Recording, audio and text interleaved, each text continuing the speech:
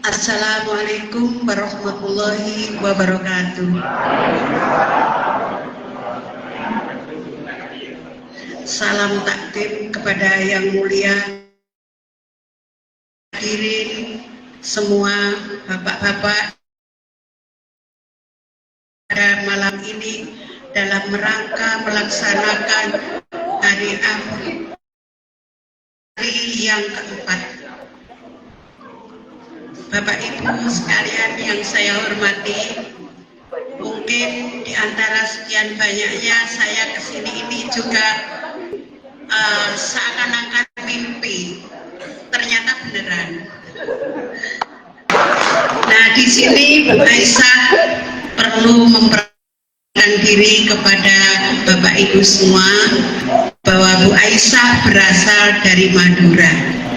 Loh, kenapa sampai ke kampus Taklim Makrifat?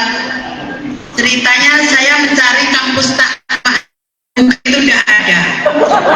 Gimana kampus Taklim Makrifat megah gitu?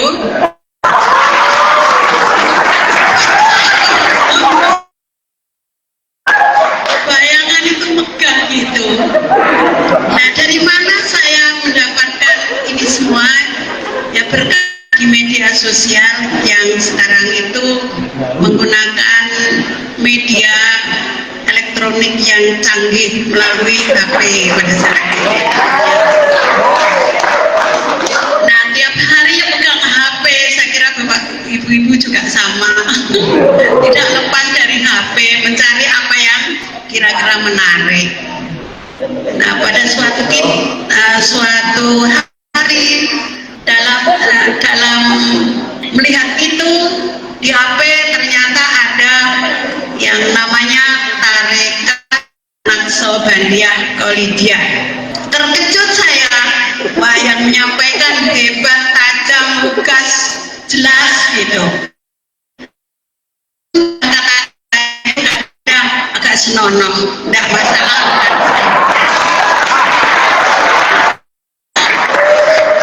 Walaupun senonoh itu saya sangat mengasihkan, bukan itu alurnya, saya gitu cari alur.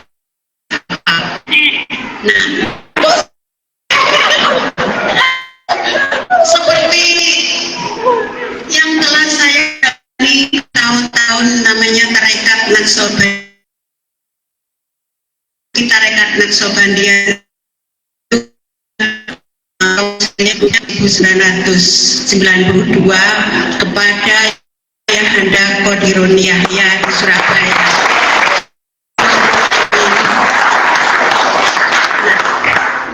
Hari demi hari seperti apa yang didakwahkan di media sosial oleh Yang Mulia Tuan Guru Mursyid yang sekarang ini. Saya mencari, saya mendengarkan, merenungkan, mengamati bahwa Yang Mulia Ayahanda Qadirun Yahya sudah berlindung. Kata beliau, Mursyid sekarang itu bagaikan pemerintahan dalam punya jabatan. Jadi yang namanya jabatan seperti presiden kalau oleh yang namanya Jokowi hanya habis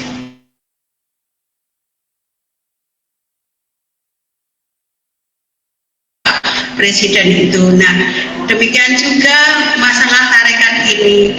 Pada awalnya guru saya namanya Yang Mulia Ayahanda Guru Profesor Qadirun Yahya itu sudah berlindung bagaikan anak ayam kehilangan induk. Kalau saya berziarah ke Arko di Depok, Jakarta setiap tanggal 20 Juni itu seperti kalau sekarang ulang tahunnya Tuan Guru Mursyid sekarang, kalau di sana guru namanya silsilah tanggal 20 Juni. Nah, di akhir setelah Ayahanda Prof berlindung, Kalau saya ke sana menziarah itu setiap yang ditayangkan hanyalah video-video lama. Setelah saya merenung, ini selalu video-video lama. Kalau ada prof, pasti profnya yang memberi pengarahan, yang memberi sugesti, memberikan setrum. Nah, setelah berlindung, sepertinya hampa itu, tapi ya tetap menjalani pemerintahan dengan presiden yang baru. Kemudian turun yang ada gitu. Nah, menceritakan ayah nanti ayah menurunkan waris sudah putus. Dari situ saya berpikir merenung, padahal itu yang memimpin, yang mengendalikan negaranya. Nah, kalau tidak ada pemimpinnya, apa yang akan terjadi? Sedangkan Nabi Muhammad sendiri turun-temurun arwah turunkan melalui tiap-tiap pewarisnya mesti mendapatkan itu sampai akhir. Nah, saya berpikir dari hari ke hari setelah mendapatkan info dari YouTube itu saya merenung di situ. Tuan Guru Musib mencantumkan nomor HP-nya, nomor WA, nomor HP-nya. Nah, mungkin sudah Allah menghendaki atau diridhoi, jadi saya mencoba melalui WA komunikasi itu tahun 2004. Prosesnya hampir 2 tahun. Nah, setelah itu saya memaksakan diri ya datang ke tempatnya dengan anak saya, diantar dengan anak saya melalui admin. Kalau Madura itu Bang Fahmi. Gimana caranya Bang kalau saya ke Gresik, kalau dari terminal naik apa, harus bagaimana? Saya ingin menemui Tuan Guru. Ya Bu,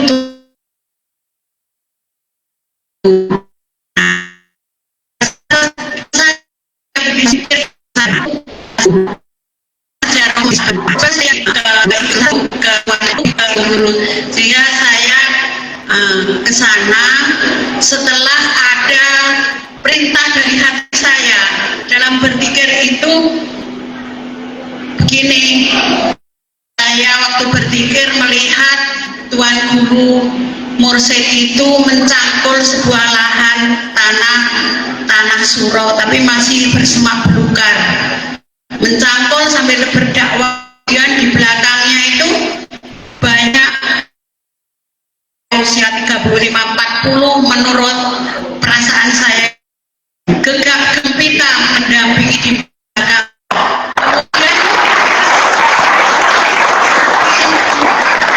Kemudian hati saya itu berbunyi dengan sendirinya begini, itu waktu itu mesti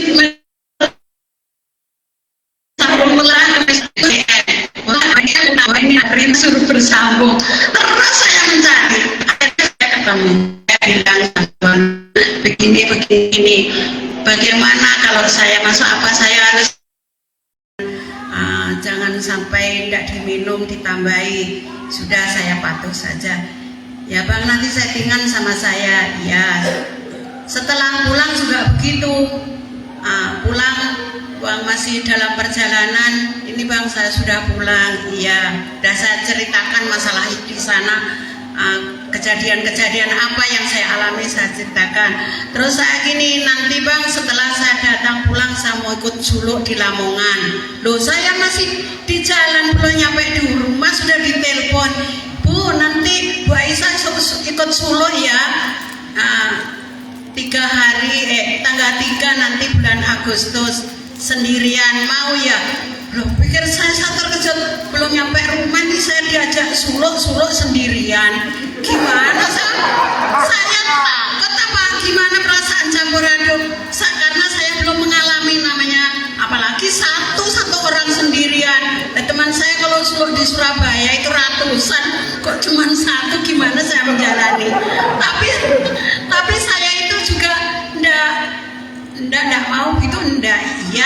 dia saja.